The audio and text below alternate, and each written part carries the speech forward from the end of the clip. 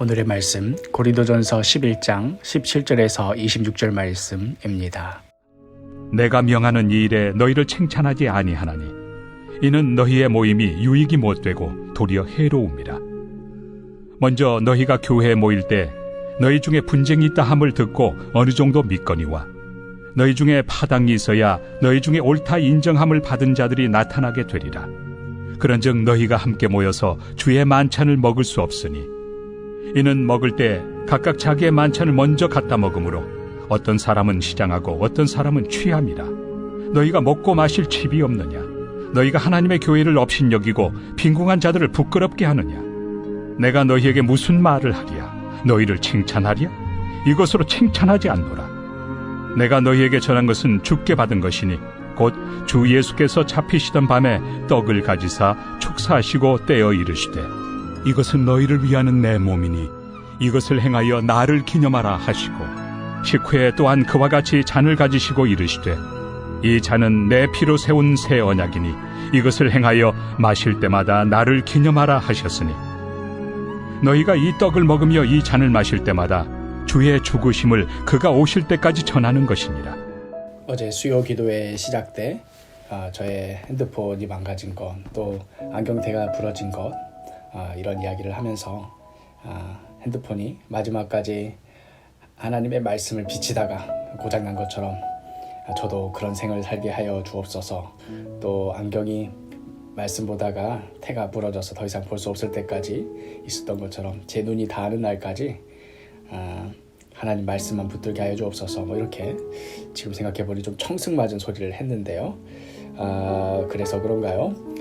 지금 제 몸 상태가 몹시 좋지 않아서 코로나 확진이 될 것 같은 그런 상황입니다. 오늘 가서 이제 PCR 검사를 받으려고 하고 있고요. 아마 여러 가지 정황을 볼 때 확진이 되지 않았을까 이런 생각을 합니다. 그리하여서 아침 말씀 묵상 나눔은 오늘을 마지막으로 한 며칠 동안은 더 이상 진행을 할 수 없게 되었습니다. 오늘 원고는 제가 어제 미리 써놓은 것이라 오늘 것까지는 제가 최선을 다해서 말씀 나눔을 하겠지만 아마도 오늘 계속 아프고 또 이렇게 며칠을 가게 되면 말씀 준비하는 게 현실적으로 어렵지 않을까 싶습니다. 저는 비록 이런 정도이지만 그러나 우리 사랑하는 사도교회 식구 여러분, 그 어떤 상황에서든 말씀을 묵상하고 또 그 말씀대로 살아내는 일에 최선을 다하여 주시기를 바랍니다. 저 역시도 설교 원고를 쓰고 또 성도들과 나누는 그 일을 할 수가 없다는 것이지 개인적으로 말씀 묵상과 또 통독은 계속 진행할 예정입니다. 힘이 다하는 데까지요. 그러면 오늘 말씀 보겠습니다. 가장 순결한 것이 오염될 때에 더더욱 혐오스럽게 됩니다. 그냥 그저 그랬던 사람이 배신을 하게 되면 물론 배신 그 자체는 쓰라린 것이긴 합니다만 그래도 살다 보면 그럴 수도 있지 하고 넘길 수도 있는데요. 그런데 정말 믿었던 사람이, 가장 신뢰했던 사람이 배신을 할 경우에는 그 충격이 이루 말할 수 없을 정도가 됩니다. 부부간의 순결한 사랑도 마찬가지이지요. 이 사랑이 변질되었을 때 가장 추하고 역겨운 음란이 되는 것이지요. 그렇기에 순결하고 귀한 것을 순결하고 귀하게 지켜내는 것이 참으로 중요합니다.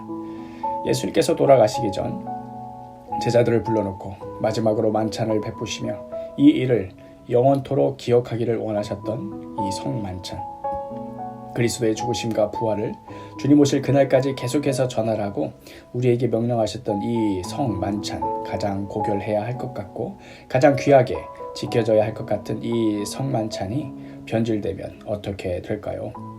실제 고린도 교회에서 이런 일이 벌어지고야 말았습니다.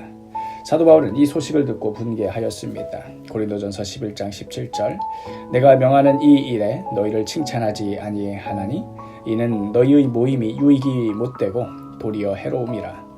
이런 일은 칭찬할 만한 이런 일이 아니다 하는 그런 정도의 이야기가 아니지요. 역설법입니다. 도대체 어떻게 이런 일이 교회에서 벌어질 수가 있느냐, 칭찬하고 말고를 넘어서는 이 격정의 토로입니다. 초대교회 당시에는 교회에서 애찬을 나누고 그 끝에 성찬을 행했는데 이때 필요한 음식을 각자가 가지고 왔습니다. 고린도 교회 역시도 마찬가지였습니다. 그러나 노예나 가난한 자들이 상대적으로 많았던 이 초기 교회 상황상 음식을 가져올 수 없을 정도로 가난한 사람들이 교회 안에 있었습니다. 그렇기에 그들은 보통은 부자들이 가지고 온 음식으로 함께 애찬을 해야 했는데요. 그런데 가난한 노동자 입장에서 또한 주인의 명령에 따라 무엇이든 해야 하는 노예의 입장에서 자신들이 원하는 시간에 예배를 드리고 정해진 시간에 예배당을 찾아올 수 있는 이들이 많지 않았습니다.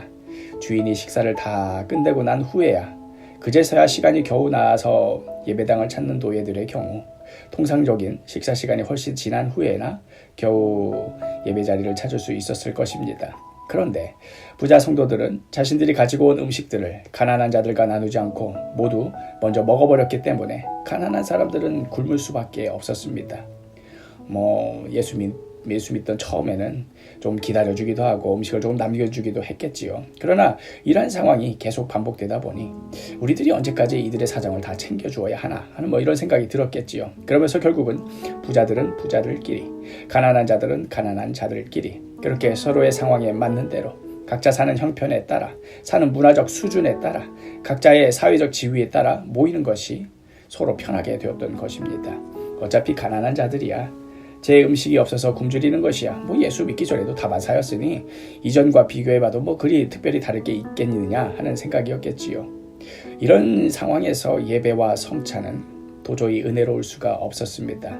어저께 말씀 나누었던 대로 그리스도 예수 안에서 유대인이나 헬라인이나 자유인이나 종이나 남자나 여자나 다 하나라고 하였건만 이 귀한 성찬식을 두고 배부른 이들과 배고픈 이들은 하나가 될 수 없었습니다. 고린도전서 11장 22절 너희가 먹고 마실 집이 없느냐? 너희가 하나님의 교회를 업신여기고 빈궁한 자들을 부끄럽게 하느냐? 내가 너에게 무슨 말을 하랴? 너희를 칭찬하랴? 이것으로 칭찬하지 않노라. 오늘날 성찬식이 간소화되고 이런 성찬 예식 때문에 부자 가난한 자 구분이 되는 그런 일들은 더 이상 벌어지지는 않지요. 그러나 교회 공동체 안에서 끼리끼리의 문화는 여전히 활개치고 있습니다.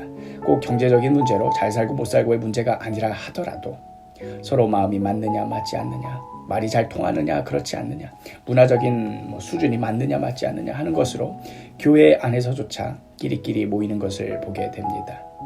그리스도 예수의 몸으로서 서로가 하나가 되는 모습을 구현해야 할 교회가 끼리끼리 흩어져서 마음이 맞는 사람들끼리만 몰려다닌다면 가장 고귀하고 아름다워야 할 그리스도의 몸이 이렇게 갈기갈기 찢겨 있다면 이것이야말로 가장 순결한 것을 오염시켜 혐오스럽게 만드는 행위가 아닐까요? 이제 우리의 지경을 넓혀야 합니다. 끼리끼리의 문화를 먼저 교회 안에서 깨뜨려야 합니다. 우리가 먼저 다가갈 줄 알고 먼저 포용할 줄 아는 그러한 성숙한 그리스도인이 되어야 합니다. 오늘 하루 가장 고결하고 귀한 그리스도의 몸을 한 몸으로 만들어가며 살아가는 복된 하루가 되기를 간절히 축복합니다.